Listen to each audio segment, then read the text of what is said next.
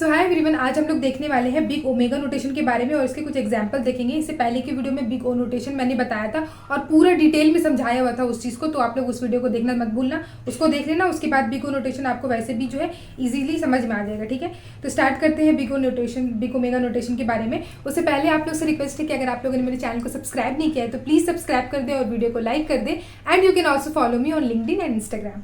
ठीक है, तो ओमेगा नोटेशन क्या होता है, बिग ओमेगा नोटेशन के बारे में हम लोग पढ़ रहे हैं। ठीक है, बिग ओमेगा, ठीक है, बिग, ओके। तो बिग ओमेगा नोटेशन क्या है, this notation gives the tighter lower bound. जैसे हमारा big O notation upper bound देता था, टाइटर अपर बाउंड, वैसे ही बिग ओमेगा क्या करता है, हमारा लोअर बाउंड देता है फॉर द गिवन एल्गोरिथम। जैसे एल्गोरिथम है उसको मैंने फंक्शन में रिप्रेजेंट किया, तो उस फंक्शन को हम लोग ग्राफ पे प्लॉट करते हैं और उसका जो हम लोग अगर ओमेगा बाउंड के ओमेगा नोटेशन के बारे में बात करें तो उसका जो ओमेगा नोटेशन होगा उस फंक्शन का जो हमारा लोअर बाउंड रिप्रेजेंट करता है। और इसको लिखते कैसे हैं, we represent it as f of n equal to omega of g of n. मतलब ये हमारा एक एल्गोरिथम का फंक्शन है और इसको हम लोग लिख सकते हैं ओमेगा ऑफ एक दूसरा फंक्शन से। और ये जो जी ऑफ एन होगा वो क्या होगा, लोअर बाउंड ऑफ ये g of at higher value of n, the tighter bond of lower bond of f of n is g of n. मतलब lower bond of f of n is g of n at higher value of n. ठीक है, मतलब N के higher value पे, जैसे मैं बार बार बोल रही हूँ, छोटे वैल्यू के लिए काम नहीं करते, बड़े वैल्यू के लिए काम करते हैं। ठीक है, तो ये है इसका थोड़ा सा इंट्रोडक्शन। डेफिनेशन यहाँ पर ये वाला हो जाएगा हमारा, जैसे हम लोगों ने सेम बिग ओ नोटेशन में डेफिनेशन देखी थी, सेम यहाँ पे वही सेम डेफिनेशन होगा। अपर बाउंड जहाँ जहाँ पे था वहाँ पे लोअर बाउंड हो जाएगा। और क्या क्या डिफरेंस हो सके बताएंगे, जैसे कि the omega notation can be defined as omega of g of n. इस तरीके से लिखने का नोट, यहाँ पे वहाँ पे ओ लिखा था, यहाँ पे ओमेगा लिख देंगे। उसके बाद f of n there exist a positive constant c and n naught. यहाँ पर भी एक कांस्टेंट सी हो सकता है और एन नॉट हो सकता है, such that zero less than equal to c multiplied by the function g of n less than equal to f of n. वहाँ पे क्या था, बिगो में ये वाला स्वैप था, ये एफ ऑफ एन इधर था, f of n less than equal to c into g of n था। और बिग ओमेगा में क्या है, सी इधर है, सी जो है c into g of n less than equal to f of n है। ठीक है, तो यहाँ पे ये डिफरेंस है, ये दोनों स्वैप हो गया है। For all n greater than equal to n zero, और g of n is asymptotically tight lower bound for f of n. Asymptotically tight lower bound है g of n, f of n का lower bound. ठीक है, अब यहाँ पे वही चीज मैंने लिखा है जो ऊपर है। Our objective is to give the largest rate of growth g of n which is lesser than or equal to, lesser than मतलब g of n lesser than or equal to the given algorithm rate of growth f of n।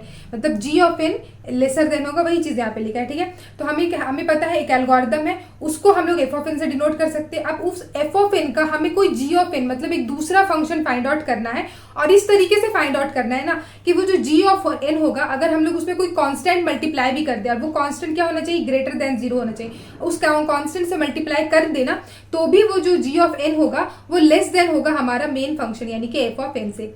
तो अगर ऐसा हो रहा है तो हम लोग कह सकते हैं कि f of n is big omega of g of n. ठीक है, ये डेफिनेशन है। ग्राफ से समझ लेते हैं हम लोग, बिगो को भी ग्राफ से समझे थे। बिगो में क्या था, ये वाला जो सी इंटू जी ऑफ एन है ये ऊपर था, यहाँ पे था सी इंटू जी ऑफ एन, ये वाला लाइन था, और एफ ऑफ एन की लाइन ये वाली थी, ये थी एफ ऑफ एन वाली। ठीक है, यहाँ पे सिंपली जो है ये उल्टा हो गया है। ठीक है, तो देखो ये इनपुट साइज है हमारा, इनपुट साइज जिसको हम लोग बोलते हैं एन, और यहाँ पर ये वाई एक्सिस में रिप्रेजेंट कर रहा है हमारा रेट ऑफ ग्रोथ। तो हम लोग यहाँ पे समझते हैं, अगर हमारा कोई भी फंक्शन, एक एल्गोरिथम को फंक्शन से रिप्रेजेंट किया, मान लेते हैं वो फंक्शन हमारा 2n+1 है। ठीक है, ठीक है, तो ये फंक्शन को जब हम लोग ग्राफ पे प्लॉट करेंगे तो मान लेते हैं ये इस तरीके से आएगा, ये हमारा फंक्शन आया 2n+1 वाला। ठीक है, अब इस फंक्शन का हम लोग को एक ऐसा फंक्शन, एक दूसरा फंक्शन फाइंड आउट करना है जो कि क्या हो ना, दूसरा फंक्शन एक जी ऑफ एन फाइंड आउट करना है, ऐसा फंक्शन जिसको अगर हम लोग कोई कांस्टेंट से मल्टीप्लाई भी कर दे, कोई भी कांस्टेंट नंबर से, लेकिन वो कांस्टेंट ग्रेटर देन जीरो होना चाहिए, उससे मल्टीप्लाई करने के बाद भी जो है वो जो फंक्शन होगा एट सम एन नॉट, मतलब किसी एन नॉट पर, एन नॉट भी क्या है, कोई एक पॉजिटिव नंबर है, मतलब कोई एक पॉजिटिव नंबर के बाद एट सम एन नॉट के बाद जो है वो उसका लोअर बाउंड रिप्रेजेंट करेगा। मतलब हमेशा ही ये जो जी ऑफ एन है इन्फिनिटी पर भी कभी भी एफ ऑफ एन को जो है क्रॉस नहीं करेगा। इक्वल टू हो सकता है, यहाँ पे था ना लेस देन और इक्वल टू हो सकता है, लेकिन जो है कट नहीं करेगा। मतलब ये कभी भी इन्फिनिटी पे भी एक ऐसे करके इस तरीके से कट नहीं करेगा। ठीक है, हमेशा ही लोअर बाउंड देगा आफ्टर सम एन नॉट। ठीक है, और एन नॉट से पहले क्या होगा, एन नॉट से पहले कुछ भी हो सकता है, एन नॉट से पहले उसका बिहेवियर कुछ भी हो सकता है, ऊपर नीचे ऐसे वैसे, ज़्यादा ऊपर नीचे कुछ भी हो सकता है। ठीक है, तो एन नॉट के बाद वो चीज़ है। अब देखो g of n is an asymptotic tight lower bound for f of n, ठीक है। Our objective is to give the largest, शायद मैंने वही सेम चीज़ यहाँ पे लिखा था, हाँ मैंने वही वाली चीज़ को यहाँ पर फिर से रिपीट कर दिया, ठीक है। तो ये है हमारा ग्राफ, बिग ओ को पढ़ लिया, बिग ओमेगा पढ़ लिया, ठीक है। अब उसके बाद क्वेश्चन को सॉल्व करते हैं। जैसे बिग ओ को हम लोगों ने क्वेश्चन को सॉल्व किया था, सेम उसी तरीके से इसको भी क्वेश्चन को हम लोग सॉल्व कर लेंगे। तो देखो हमें यहाँ पे लिख देती हूँ सॉल्यूशन, ठीक है। अब देखो हमें एफ ऑफ एन दिया है, given f of n equals to 5n square minus 1, और हमें पता है बाई डेफिनेशन क्या होता है, 0 less than equal to c into g of n less than और equal to f of n, ठीक है। यही था हमारा डेफिनेशन, ये वाला, ये डेफिनेशन, ठीक है। इसी को मैंने यहाँ पे कॉपी किया हुआ है डेफिनेशन। अब हम लोग इसको सॉल्व करते हैं। तो क्या कर सकते हैं हम लोग को, ये जो है c into g of n less than और equal to f of n, ठीक है। f ऑफ n क्या है हमारा, देखो f ऑफ n है हमारे पास 5n स्क्वायर माइनस 1। अब इसके लिए हम लोग को कोई g ऑफ n को फाइंड आउट करना है, मतलब एक दूसरा फंक्शन को फाइंड आउट करना है। तो देखो यार 5n स्क्वायर से हमें कोई जो है लेसर देन और इक्वल टू वाली वैल्यू को है फाइंड आउट करनी पड़ेगी, ठीक है। तो लेस देन इक्वल टू ऐसा, तो हम लोग अगर 5n स्क्वायर है तो क्या हम लोग यहाँ पे 4n स्क्वायर लिख सकते हैं क्या, हाँ लिख सकते हैं। अगर वो 5n स्क्वायर है तो 4n square obviously lesser than और इक्वल टू होगा 5n स्क्वायर के, क्योंकि n जो है वो हमारा पॉजिटिव नंबर है, ठीक है। n नेगेटिव नंबर नहीं है एक हमारा, ठीक है। तो ये हमारा कंडीशन जो है करेक्ट है, 4n square less then 5n square, ठीक है। तो यहाँ पे हमने क्या लिखा, देखो मैंने c के जगह पे क्या लिख दिया है 4, और ये जो gn है इसकी जगह पे आ गया n स्क्वायर। तो हम लोग कह सकते हैं c इक्वल टू 4 हो गया, और जो gn जो फंक्शन था वो फंक्शन को हम लोग ने कह दिया n स्क्वायर की फंक्शन। अब हमें क्या करना है, अब हमें ये भी एक वैल्यू को फाइंड आउट करना है कि कौन सा n नॉट के बाद, हम लोग कह रहे हैं उससे पहले हमारा फंक्शन का बिहेवियर दोनों का चेंज हो सकता है, एक दूसरे को इंटरसेक्ट कर सकते हैं, लेकिन उसके बाद नहीं कर सकते। तो कौन से वैल्यू के बाद, वो वैल्यू क्या होगा वो निकालना है। तो इसी इक्वेशन को जो है ना आप लोग सॉल्व कर लो, इसको सॉल्व करके इनकी वैल्यू निकाल दो, जैसे कि मैं निकाल रही हूँ। यहाँ पे क्या हो जाएगा 4n square minus 5n square, और ये लेसर देन इक्वल टू -1, इसको माइनस करेंगे आ जाएगा -n square less than equal to -1। तो n हो जाएगा ग्रेटर देन और इक्वल टू 1, ठीक है। n होगा ग्रेटर देन इक्वल टू 1, यहाँ से निकल गया। तो हम लोग कह सकते हैं देखो ये वाला जो कंडीशन है, ये वाला कंडीशन हमारा सेटिस्फाई कर रहा है, और इस वाले वैल्यू के लिए इस वाले वैल्यू के लिए तो हम लोग कह सकते हैं कि f of n is big omega of g of n, ठीक है। तो f of n is big omega of g of n की वैल्यू क्या है हमारे पास n स्क्वायर। तो हम लोग यहाँ लिखेंगे big omega of n square, जहाँ पे है for c equal to 4, n greater than और इक्वल टू 1, और n नॉट इक्वल टू 1।